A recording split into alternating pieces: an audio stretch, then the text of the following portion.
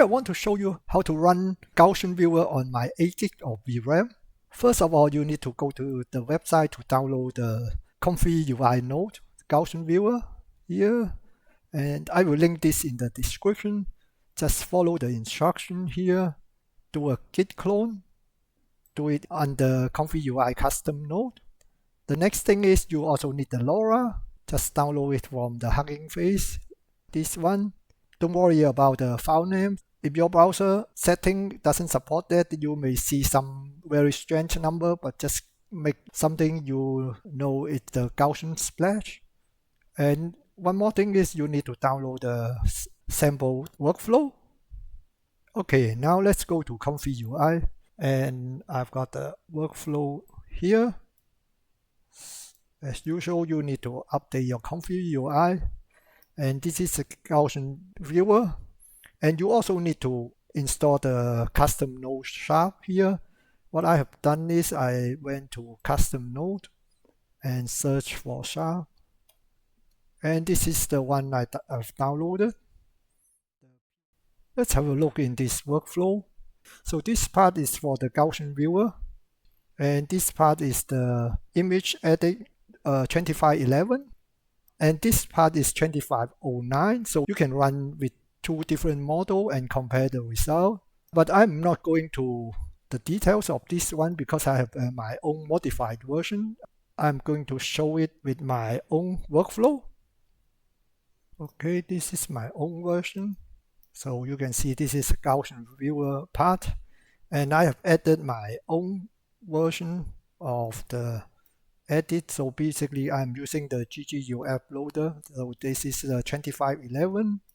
And I also added the Qwen-Image-Edit here using my model. And I have left the original one, 2509 here. I will make my workflow available. Okay, let's look at the Gaussian Viewer first. The model will be downloaded, so it will take much longer when you run it for the first time. This is the image I am going to use in my test. So let's go to the viewer here and just run it. Okay, this is also what I want to show you. Sometimes I'm getting the out of memory. I don't know why. Just try again. Okay, it's done. Let's have a look. So basically there are some dots here. You can use the mouse to drag and change the camera angle. Very nice here, as you can see. If you want to use the keyboard shortcut, you can click on the question mark here. Then you will see Q and E is changing right and left, and R and F is up and down, and Z is just rotate the image here and back here. Left click is orbit, and right click is pan, and scrolling is zoom. One thing I want to show you is sometimes you can see the distortion here. To avoid distortion, you can change the focal length. You can see the dot are not covering the image. You can increase the dot by going up here. After that, if you are happy with this camera angle, just set the camera. Now we are going to the image edit part. I'm using the same model as my previous tutorial for Image-Edit 2511. This is a Q6_KGGUF. And this is also the same text encoder and VAE. And this is important here, the LoRA, and this is the Lightning 4-step, what I have used in my previous video. The prompt is saying filling out the empty space of image 1 by using the image 2 as reference. The image 2, here you can see this is the image 2. So image 2 is this one, so we use this as reference and fill the empty space of this image. Okay, now we can run it.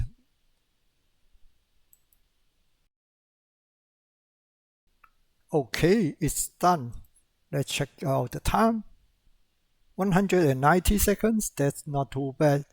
A little bit more than 3 minutes. And let's check the result here. So this is the preview, and it's really not bad at all. We all know Qwen-Image-Edit 2511 can do camera angle really well, but we have to specify the camera angle in the prompt. But this one allows you to have a preview. Let's try one more. I can reset the view by pressing this button. Let's go up and zoom out a little bit.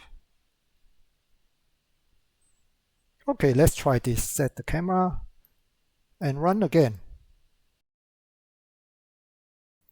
Okay, it's done. Let's check out the time. That's about 2 minutes. Faster than before, but let's check the result here. Okay. Now I think we have a problem. It's not quite matching here. I have noticed that if I move the camera to the top, it doesn't work all the time. So what I can do is I can add something like drawn view here and see whether it can improve. Okay, it's done. Let's check out the result. Very nice. Now you can see it's matching the preview better, but still the curve here is not really matching. What I can try is I can try to make the dot a little bit larger. So, and set the camera and run it again, see how it goes. Okay, it's done. Let's check out the result. Yes, I think at the moment the curve is matching a little bit more. That's very nice. So you have to play around with that. So it's still not perfect, but I really like this because you can change the camera angle with preview. Initially, I want to show you the result using Qwen-Image-Edit 2509 and compare with the 2511. But the LoRA doesn't have effect on my own workflow. So let's forget my workflow. If you want to try that, you go ahead to use this original workflow. I'm not going to do that because I got a missing note here. When I install it, I need to change my security levels. The other thing is I also don't have the Lightning A-step LoRA. I hope you enjoyed the video. If you like it, please give me a thumb up. Thank you for watching. Bye.